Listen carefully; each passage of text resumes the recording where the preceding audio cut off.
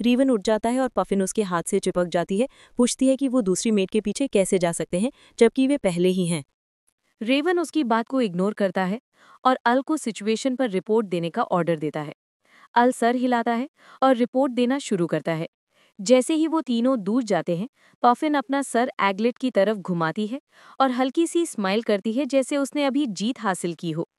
एग्लेट चुपचाप अपने मन में सोचती है कि पफिन एक तूफान की तरह थी जो कमरे से गुजर रहा था।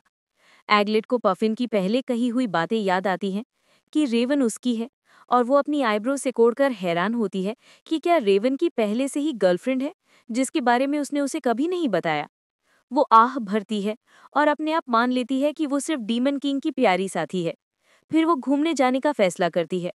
बाद में एग्लेट एक कॉरिडोर में चलती है। जैसे ही वो गुजरती है, डीमन एक दूसरे से उसके बारे में कानाफूसी करते हैं, लेकिन जब वो उनकी तरफ देखते हैं तो वो तुरंत रुक जाते हैं और आगे बढ़ जाते हैं। एग्लेट चुपचाप सोचती है कि ये डीमन किंग के उसके बारे में कहे गए बातों की वजह से ही होना चाहिए कि कैसल में हर कोई अब उसे जानता है। उसने नोटिस किया है कि कोई भी उसे नुकसान पहुंचाने के लिए उसके पास आने की हिम्मत नहीं करता। इसके बजाय वो दूरी बनाए रखते हैं। वो चलती रहती है, सोचती है कि जब वो रेवन के ऑफिस जाती है तब भी वो मुश्किल से ही किसी चीज के बारे में बात करते हैं। उसकी इच्छा है कि कोई ऐसा होता जिससे वो सच में बात कर सकती। तब वो आगे कुछ नोटिस करती है। दो डीमन आपस में स्पर यानी तलवारबाजी कर रहे हैं। क्यूरियस होकर वो उनकी ट्रेनिंग के बारे में सोचती है। एक ख्याल उसके दिमाग में आता है और वो एक जरूरी बात रियलाइज करती है। स्परिंग कर रहे डीमंस के पास जाकर वो उनसे बात करती है। इसके बाद एग्लेट कॉन्फिडेंट होकर खड़ी होती है और एक तलवार पकड़ती है। वो मजबूती से दो डीमन से उसे उनकी ट्रेनिंग ज्वाइन करने के लिए कहती है, जिसे वो दोनों चौंक जाते हैं। वो अपने आप में सोचती है कि कैसल छोड़ने से पहले उसे अपनी स्टैमिना बढ़ानी होगी ताकि वो बाहर की दुनिया में अपनी रक्षा कर सके। एग्लेट सीधे उनमें से एक डीमन का सामना करती है। दोनों के पास तलवारें हैं और स्पेक्टेटर यानी देखने वाले इकट्ठा होते हैं और कानाफूसी शुरू कर देते हैं। एक डीमन पूछता है कि वो क्या कर रही है और दूसरा जवाब देता है कि उन्होंने सुना है कि डीमन किंग की ह्यूमन कुछ ट्राई कर रही है। बैकग्राउंड से पफिन भीड़ की आवाज सुनती है और ह्यूमन यानी इंसान शब्द पकड़ लेती है। जैसे ही एग्लेट अपने ओपोनेंट के साथ तलवार से तलवार टकराती है, उसे याद आता है कि गेम में उसने अपने सभी स्टैट्स, मैजिक, तलवार, स्किल्स और सब कुछ मैक्स आउट कर दिए थे। लेकिन वो अंदर ही अंदर मानती है कि ये पहली बार है कि वो असली तलवार पकड़ रही है। अपनी आईब्रो सिकोड़कर वो खुद को मजबूत करती है, सोचती है कि भले ही ये बहुत डरावना है, उसे ही करना ही होगा। मैच शुरू होता है। उसका डीमन ओपोनेंट पहली चाल चलता है, अपनी तलवार घुमाता है। जैसे ही एग्लेट ब्लेड को अपनी तरफ आते हुए देखती है, वो कुछ नोटिस करती है और पफिन उसे बगल से ध्यान से देखती है। एग्लेट अपनी तलवार घुमाती है और उसी पल उसे महसूस होता है कि उसका शरीर हल्का हो रहा है। एक डीमन रेवन के ऑफिस में घुसता है, तुरंत ह्यूमन के बारे में बुरी खबर देता है जिससे रेवन की आंखें चौड़ी हो जाती हैं। ट्रेनिंग हॉल में ब्राउन हेयर डीमन उस ह्यूमन का सामना करने के बारे में चिंता करता है जिसे डीमन किंग लाए हैं। वो जानता है कि वो उसे घायल नहीं कर सकता, इसलिए वो आसान खेलने का फैसला करता है और सोचता है कि वो उसे बस कुछ हल्के हिट देगा। मैच शुरू होता है। एग्लेट अपनी पोजीशन लेती है और फिर एक पल में गायब हो जाती है, जिससे उसका ओपोनेंट कंफ्यूज हो जाता है। फिर अचानक उसके ठीक सामने दोबारा दिखाई देती है। डीमन समझ नहीं पाता कि अभी क्या हुआ। पफिन और दूसरे स्पेक्टेटर हैरान होकर सांस लेते हैं जैसे ही वो ब्राउन हेड डीमन को जमीन पर लेटे देखते हैं। स्पेक्टेटर फुसफुसाते हैं कि भले ही तलवार डल हो, फिर भी वो नुकसान पहुंचा सकती है। वो आगे कहते हैं कि एग्लेट ने अपनी कमजोर बांह से तलवार घुमाई और फिर भी एक डीमन आर्मी सोल्जर को आसानी से हरा दिया, जिससे वो हैरान होते हैं कि वो असल में किस तरह की ह्यूमन है। एग्लेट दूसरी तरफ हैरान है, रियलाइज करती है कि उसका शरीर इनसेनली यानी पागलपन की हद तक हल्का महसूस हुआ, जैसे वो अपने आप चला हो। शायद वो सच में चल सकता है। वो नोट करती है कि वो अपने ओपोनेंट के मूवमेंट्स को देख सकती थी, जिससे वो आसानी से डॉज कर पाई। अपने हाथ को ध्यान से देखते हुए वो सोचती है कि क्योंकि एग्लेट के पास मैजिक नहीं है, वो कभी स्पेल्स यानी जादू का यूज नहीं कर पाई, इसलिए उसने पहले कभी नोटिस नहीं किया।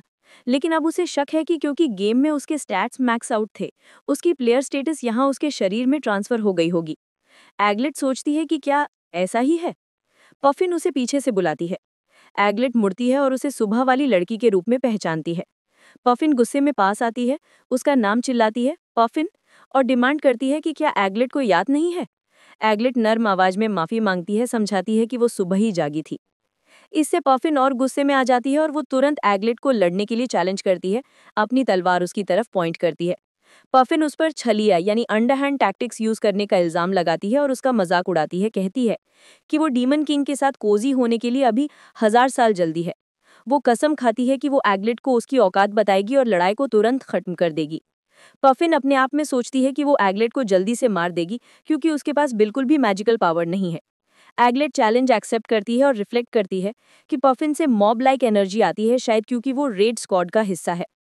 वो सोचती है कि पफिन कितनी स्ट्रांग हो सकती है क्योंकि वो डीमन किंग के भी क्लोज लगती है। पफिन अपनी तलवार के साथ पोजीशन लेती है। एग्लेट अपनी आईब्रो से कोसती है, सोचती है कि पफिन स्ट्रांग है लेकिन ये भी मानती है कि वो अब जीत सकती है। लेकिन वो चिंता करती है कि अगर उसने डीमन किंग की सपोज्ड गर्लफ्रेंड को चोट पहुंचाई तो वो मुश्किल में पड़ सकती है। इसी बीच अल रेवन के लिए ट्रेनिंग हॉल की तरफ इशारा करता है। अंदर पफिन एग्लेट की तरफ चार्ज करती है, तलवार उठाए कूदती है और एग्लेट ध्यान से देखती है, फिर मुस्कुराती है। वो पफिन पर स्ट्राइक करती है जिससे वो अपनी तलवार खो देती है और नर्म आवाज में कहती है कि ये ठीक रहेगा क्योंकि ये सिर्फ ट्रेनिंग है। स्पेक्टेटर हैरान होकर सांस लेते हैं जैसे ही पफिन की तलवार जमीन पर गिरने की आवाज आती है। पफिन रुक जाती है, समझ नहीं पाती कि अभी क्या हुआ। फिर वो अपना सर एग्लेट की तरफ घुमाती है। एग्लेट धीरे से पूछती है कि क्या उसे चोट लगी है, जबकि वो अपने आप में सोचती है कि उसने उसके हाथ पर निशाना नहीं लगाया था। गुस्से में पफिन एग्लेट पर चिल्लाती है, इल्जाम लगाती है कि उसने मैजिक का यूज करके उसकी तलवार को उड़ा दिया। वो चिल्लाती है कि एग्लेट ने उसे सफेद बालों से धोखा दिया जिससे उसने अपना गार्ड नीचा छोड़ दिया और उसे कावर्ड यानी डरपोक कहती है। स्पेक्टेटर कानाफूसी शुरू कर देते हैं कि एग्लेट के पास सच में मैजिक होगा और उसने उन्हें धोखा देने के लिए सिर्फ अपने बालों को रंग दिया होगा। एक और जोड़ता है कि उसने लेडी पफिन की तलवार को डिफ्लेक्ट करने के लिए मैजिक का यूज किया होगा, उसे अनफेयर कहते हैं। रेवन ट्रेनिंग हॉल में एंटर करता है और एग्लेट और पफिन के पास जाता है, पूछता है कि क्या हो रहा है। एग्लेट नर्वस हो जाती है जबकि पफिन एक्साइटेड होकर डीवन किंग को पुकारती है। वो समझाना शुरू करती है कि एग्लेट एक कावर्डली ह्यूमन है, लेकिन रेवन उसे पूरी तरह से इग्नोर करता है जिससे वो बीच में ही रुक जाती है। एग्लेट की तरफ झुकते हुए वो रेवन से कहता है कि उसे उसकी डीमन आर्मी को वाइप आउट करने के बारे में रिपोर्ट मिली है। एग्लेट तुरंत इनकार करती है, इंसिस्ट करती है कि वो सिर्फ तलवार ट्रेनिंग कर रही थी। रेवन समझते हुए सर हिलाता है, फिर चिल्लाता है कि क्यों हर कोई मेरे महल में लड़ाई कर रहा है, और कहता है कि अगर ऐसा है तो ठीक है। बिना किसी वार्निंग के वो उसे अपनी बाहों में उठा लेता है। एम्बैरस होकर एग्लेट डिमांड करती है कि वो रुके। वो चिल्लाती है, पूछती है कि वो उसे कहाँ ले जा रहा है, लेकिन रेवन उसे अपने कान में न चिल्लाने को कहता है। एग्लेट फिर से विरोध करती है, डिमांड करती है कि वो उसे नीचे उतारे। एल मुस्कुराता है जबकि पफिन खुले मुंह से देखती है हैरान होकर। वो गुस्से में एग्लेट के बारे में बड़बड़ाती है जबकि एल शांति से उसे कहता है कि अभी जो कुछ हुआ उसकी पूरी रिपोर्ट तैयार करे। कहीं और रेवन एग्लेट को उठाए हुए चलता रहता है। वो उससे बात करने की कोशिश करती है लेकिन वो जवाब नहीं देता। एक छोटे से पॉज के बाद एग्लेट पूछती है कि क्या वो गुस्सा है क्योंकि उसने लगभग उसकी गर्लफ्रेंड को चोट पहुंचा दी थी। रेवन रुकता है और उसे छोड़ देता है। वो पूछता है कि गर्लफ्रेंड से उसका क्या मतलब है। कंफ्यूज होकर एग्लेट साफ करती है कि वो पहले वाली पफिन के बारे में पूछ रही है और दोबारा पूछती है कि क्या पफिन उसकी गर्लफ्रेंड या कुछ और है। रेवन सीधे फ्लैटली उसे कहता है कि पफिन सिर्फ एक सबऑर्डिनेट यानी छोटी है। एग्लेट को आखिरकार समझ आ जाता है और रेवन अपनी आईब्रोज सिकोड़ता है, अपनी बात को और मजबूती से दोहराता है। एग्लेट धीरे से सिर हिलाती है, अपना सर पकड़कर। रेवन अपनी जबान से क्लिक की आवाज निकालता है। उसके डार्क सर्कल्स दिखाई देते हैं। एग्लेट इसकी आंखों के नीचे के डार्क शैडोज यानी अंधेरे साए को नोटिस करती है और पूछती है कि क्या वो नींदिया है। रेवन कंफर्म करता है, कहता है कि वो सोने ही वाला था लेकिन जबरदस्ती जगा दिया गया। झुकते हुए एग्लेट धीरे से पूछती है कि क्या वो एक नैप यानी छोटी नींद लेना चाहता है और रेवन हैरान स्टन रह जाता है। एग्लेट बेड पर शर्माते हुए लेटती है और रेवन उसके पास आता है, उसका नाम पुकारता है। बाद में एग्लेट अपनी आंखें खोलती है और देखती है कि रेवन उसके बगल में सो रहा है, उसे गले लगाकर। उसे याद आता है कि उसने उससे एक नैप लेने को कहा था जिससे वो सोचती है कि वो बस उसके साथ हो ली। हालांकि वो फैसला करती है कि वो ज्यादा अटैच नहीं होगी क्योंकि उसके लिए वो सिर्फ एक प्यारी साथी है। डीमन किंग के कैसल के ऊपर बादलों वाले आसमान में सूरज चमक रहा है। चाय पीते हुए एग्लेट फिर से सोचती है कि आज उसके पास करने को कुछ नहीं है। वो चुपचाप रेवन के ऑफिस के अंदर बैठी है और सोचती है कि यहाँ तक कि उसके पास भी उससे बात करने का टाइम नहीं है क्योंकि वो अपने काम में बिजी है। वो रेवन से पूछती है कि क्या वो बाहर घूमने जा सकती है और रेवन उसे कहता है कि जो उसको पसंद है वो करे। जैसे ही एग्लेट कॉरिडोर से चलती है, उसके आसपास के डीमन कानाफूसी शुरू कर देते हैं, डिस्कस करते हैं कि उसने तो लेडी पफिन को भी हरा दिया, हैरान होते हैं कि क्या वो सच में ह्यूमन है। कुछ अनुमान लगाते हैं कि डीमन किंग जरूर उसे कहीं और से लाए होंगे। एगलेट इस बीच सोचती है कि उसने ट्रेनिंग हॉल में कुछ अजीब कर दिया है, इसलिए वो उसे दोबारा ज्वाइन नहीं करने देंगे। अचानक एक बच्चा अपने पिता को पुकारता है। जैसे ही वो आवाज़ की तरफ देखती है, वो नोटिस करती है कि एक बच्चा ज़मीन पर बैठा है, अपना सर ढककर, ठीक उस समय जब लकड़ी के डिब्बों का एक ढेर उस काट से गिरने वाला है जिसे उसका पिता खींच रहा है। एगलेट तुरंत उनकी तरफ दौड़ती है और बच्चे को अपनी बाहों में शील लेती है। लकड़ी के डिब्बे ज़मीन पर गिर जाते हैं। लड़का अपने पिता को पुकारता है, जो उसकी तरफ दौड़ता है और पूछता है कि क्या वो डर गया।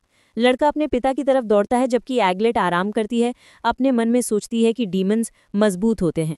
पिता अपने बेटे को उठाता है और मुस्कुराकर एगलेट को धन्यवाद कहता है। वो विनम्रता से जवाब देती है कि उसे धन्यवाद की ज़रूरत नहीं है, क्योंकि उसका शरीर अपने आप चला। एक याद उसके मन में चमकती है, कोई उसे मदद करने के लिए धन्यवाद दे रहा है। ये उसे सोचने पर मजबूर करता है कि अगर वो दूसरों के मामलों में दखल देती रही तो यही चीज़ फिर से होगी। एगलेट को ठीक से याद है कि यूकियो कैसे मरा था। वो सोचती है कि सिर्फ दूसरों के प्रति दयालु होने से वो ये सोचना शुरू कर देते हैं कि वो उससे प्यार करती है, और जब वो इससे इनकार करती है, उसके विचार रुक जाते हैं। जब उस बच्चे को, जिसे उसने अभी बचाया है, पूछता है कि क्या वो ठीक है, क्या उसे चोट लगी है, एगलेट घुटनों के बल बैठती है और उसे कहती है कि वो ठीक है। फिर पूछती है कि क्या वो ठीक है। लड़का जवाब देता है कि वो ठीक है, लेकिन बताता है कि उसके पिता के हाथ में चोट लगी है। उसका पिता अपना हाथ दिखाता है, कॉन्फिडेंट होकर कहता है कि ये सिर्फ एक स्क्रैच है, लेकिन मानता है कि दर्द हो रहा है और वो किचन नाइफ भी नहीं पकड़ पा रहा। एगलेट जोर से सोचती है किचन नाइफ के बारे में, और लड़का समझाता है कि उसका पिता कैसल के लिए खाना बनाता है। पिता अभी भी मुस्कुराते हुए जोर से सोचता है कि क्या वो सरल से कुछ मदद भेजने को कह सकता है, लेकिन जोड़ता है कि हर कोई बिजी है। वो कहता है कि अगर बात यहाँ तक आती है तो उसे अकेले ही करना पड़ेगा, लेकिन इसके खत्म होने से पहले एगलेट बोलना शुरू कर देती है। बाद में जब एगलेट रेवन के ऑफिस में जाने की तैयारी में खड़ी होती है, रेवन कहता है कि उसने नोटिस किया है कि वो हाल ही में बाहर जा रही है। वो पूछता है कि वो कहाँ जा रही है, जोड़ता है कि क्योंकि ये हमेशा एक ही समय पर होता है, उसे शक है कि ये सिर्फ घूमने के लिए है। एगलेट जवाब देती है कि वो डाइनिंग हॉल में मदद कर रही है क्योंकि एक कुक घायल हो गया था, और वो उसे बताती है कि उसे पहले ही एल की परमिशन मिल गई थी। एल ने उसे कहा था कि ये ठीक रहेगा। एगलेट सोचती है कि एल उससे बहुत ध्यान से पेश आ रहा था। रेवन पूछता है कि उसने डाइनिंग हॉल क्यों चुना जब उसने उसे हायर किया था। एगलेट जवाब देती है कि वो हमेशा उनके नैप टाइम पर वापस आ जाती है। फिर बिना इंतजार किए वो तुरंत उसे गुड बाय कहकर ऑफिस से निकल जाती है, जिससे रेवन चिढ़ जाता है। वो उठता है, अपना काम छोड़ देता है और कॉरिडोर में चलना शुरू करता है। डाइनिंग हॉल जिंदा दिल है, डीमन बातें कर रहे हैं, जबकि एगलेट खुशी से किचन में मदद करती है। रेवन पीछे से गुस्से में झांकता है, डीमन की उसके बारे में चुगली सुनता है। एक कहता है कि वो किचन में मदद कर रही है क्योंकि एक कुक घायल था। दूसरा बताता है कि किसी ने पिछले दिन खाना गिरा दिया था और एगलेट ने उसे साफ करने में मदद की थी। तीसरा जोड़ता है कि भले ही वो ठंडी लगती है, वो असल में दयालु है। रेवन अचानक उनसे बात करता है। डीमन डर से घबरा जाते हैं और रेवन ठंडे तरीके से पूछता है कि क्या वो ह्यूमन सच में दयालु है। वो सभी तुरंत कंफर्म करते हैं कि वो बहुत दयालु है और उसने कभी किसी मुश्किल में पड़े हुए को इग्नोर नहीं किया। बाद में अपने ऑफिस में बैठा रेवन दयालुता के बारे में सोचता है। वो एगलेट को बुलाता है और वो जवाब देती है। रेवन उसे कहता है कि वो मुश्किल में है। एगलेट इसके बारे में पूछती है और वो समझाता है कि वो अपना काम पूरा नहीं कर पा रहा। वो आउल को बुलाने की ऑफर करती है, लेकिन रेवन मना कर देता है। एगलेट खड़ी होती है और कहती है कि वो डाइनिंग हॉल में मदद करने जा रही है। रेवन को उसकी दयालुता के बारे में सोचने के लिए छोड़कर और रियलाइज करता है कि उसने कभी उसके साथ दयालुता नहीं बढ़ती है। डाइनिंग हॉल में एगलेट गाजर काट रही है, जबकि सोचती है कि हाल ही में डेमन किंग अजीब बिहेव कर रहे हैं, डॉक्यूमेंट्स गिरा रहे हैं, काम की शिकायत कर रहे हैं और उठने से मना कर रहे हैं। वो सोचती है कि वो क्या करने की कोशिश कर रहे हैं। अचानक कोई हल्की सी चीख मारता है। एगलेट अपना सिर घुमाती है, मानती है कि किसी ने फिर से खाना गिरा दिया होगा और जोर से सोचती है कि इस बार कौन है। लेकिन जब वो देखती है तो उसे रेवन अपने सामने खड़ा मिलता है। वो करीब झुकता है और पूछता है कि वो उसके प्रति इतनी ठंडी क्यों है।